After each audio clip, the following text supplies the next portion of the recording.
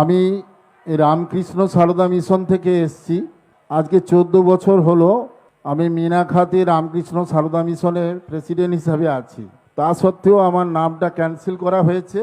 আমি বেলুড় মঠের 10ম প্রেসিডেন্ট স্বামী বীরেশ্বরানন্দ, যাকে আমরা প্রভু মহারাজ বলি, তারই মন্ত্র শিষ্য।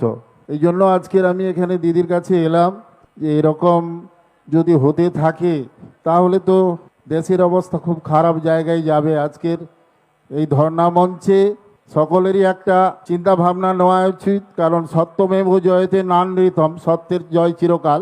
যাতে সত্যের জয় হয় আর এই এসআইআর যাতে উঠে যায়, তার জন্য আমি ঠাকুরমা স্বামীজির কাছে প্রার্থনা জানাই।